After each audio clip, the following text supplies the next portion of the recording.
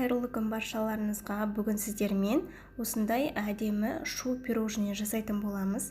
Және де видеоны соңына дейін қарап, тіркелуді ұмытпаңыздар. Сіздермен Ариана. Ең алдымен біз боялған қамырын жасаймыз, яғни крамблын жасаймыз. Ол үшін бізге керегі қант, ұн, сары май және де краситель, бояғыш. Кез келген түсті бояғыштарды қолдана берсеңіздер болады. Енді ыдысымызға ұнымызды, қантымызды және де сары майымызды салып, жақсылап қолымызбен қамыр елейміз. Бізге бөлме температурасындағы сары май жарамайды. Бізге холодильниктегі салқындатылған майымызды қолданамыз. Осылайынан қолдың көмегімен жақсылап қамыр елейміз. Керегінше бояғышымызды салып, жақсылап тағы да бір қамыр елеп аламыз. Бояғышымыз біркелкі болып, сіңуі қажет.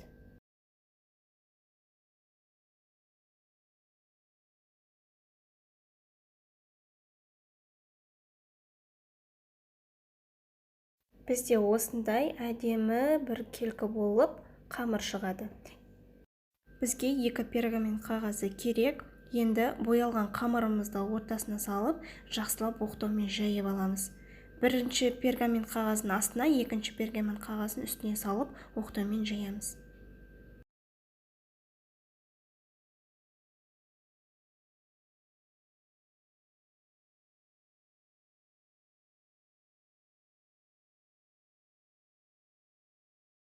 Оқтаумен жақсылап жайып алдық. Қалыңдығы орташа қалыңдықта болады.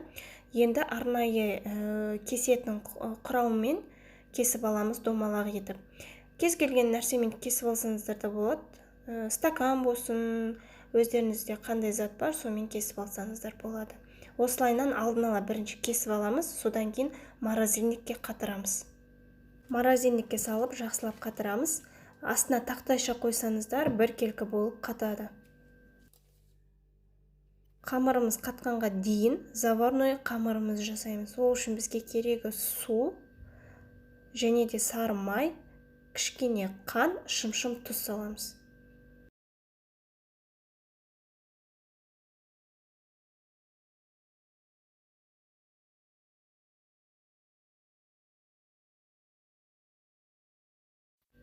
Жақсылап майымызды, қантымызды жақсылап ерітіп аламыз.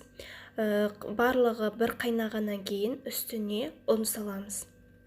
Ұнды салғаннан кейін араластыру міндетті түрде. Қамық қалдырмай, түйіршіктер қалдырмай жақсылап араластырамыз. Тоқтаусыз осылайынан жақсылап араластырып отырып, қамырымызды пісіріп аламыз. Барлық керек заттарды осы видеоның астына жазып кетемін. Міндетті түрде жасап көрсеңіздер болады. Осылайынан тоқтаусыз араластырып отырып, қамырымызды жақсылап пісіріп аламыз. Пісіргеннен кейін бөлек ыдысқа салып аламыз. Шамамен 10 минуттай пісіреміз.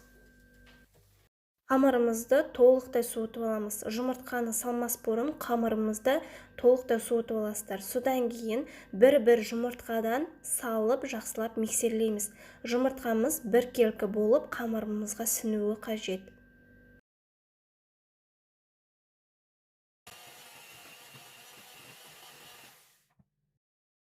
Менде қамырға 2 жұмыртқа кетті. Жұмыртқаның көлеміне байланысты 2 жұмыртқа салдым.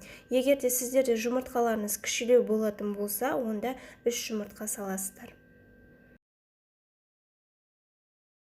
Біздің қамырымыз дайын. Осылайынан жан-жағындағы қамырларымызды біркелкі қылып, лопатканың көмегімен салып алып, жақсылап араластырамыз. Біздің қамыр өте қоймалжың, қаймақ сияқты болуы қажет. Ендігі кезекте қамырымызды арнайы кондитерлік мешокқа салып аламыз.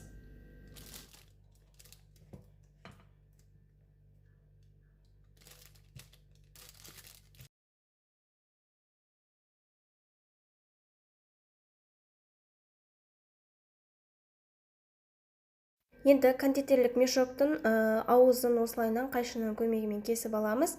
Өз қалауларыңыз бойынша бупипайдың насадкасын қолдансаңыздар да болады.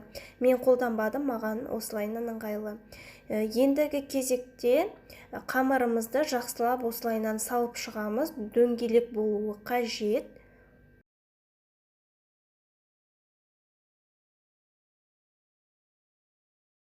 Ендігі кезекте қатырылған қамырымызды алып, үстіне тура ортасына осылайынан саңырауқұлақ тәріздес қылып қойып шығамыз, барлығын кезек-кезегімен. Бізде қатырылғаннан кейін осылайынан оңай алынады қамырымыз. Барлығын кезек-кезегімен осылайынан жасап шығамыз. Енді 200 градуста қызарғанша пісіріп аламыз. Кремімізді дайындаймыз.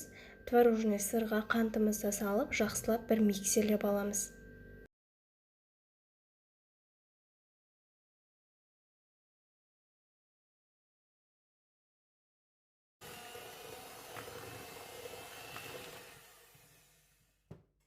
Салқындатылған кілегейімізді құйып, жақсылап миксерлейміз.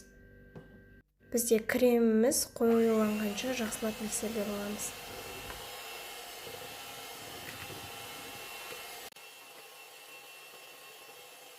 Миксерлеген кезде миксердің ең төменгі жылдамдығынан бастап миксерлейміз.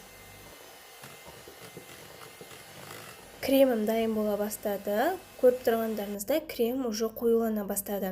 Енді кішкене ғана миксерлеп алып, кремімізді миксерден тоқтатамыз.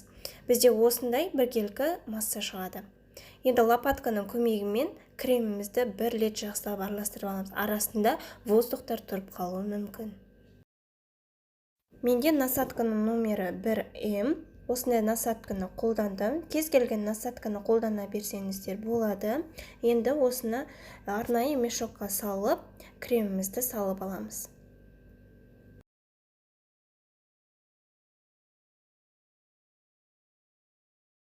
Бізде осындай әдемі пирожниларымыз пісіп шықты. Көріп тұрғандарыңыздай өте әдемі шықты. Енді осыны толықтай суытып аламыз. Толықтай суытып алғаннан кейін пышақтың көмегімен жоғарғы жағынан кішкене ғана кесіп аламыз.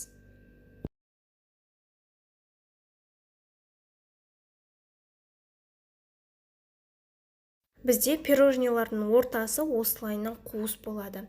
Қазір сол жерге біз кремімізді жағатын боламыз. Барлығын кезек-кезегімен осылайынан кесіп аламыз.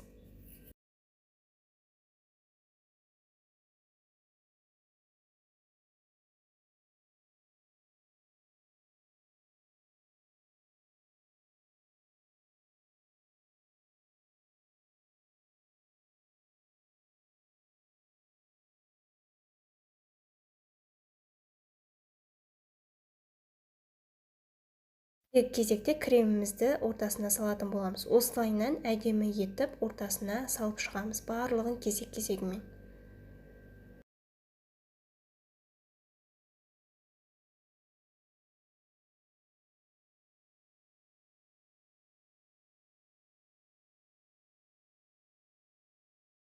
Енді кесілген коржымызды осылайынан үстіне қойып шығамыз.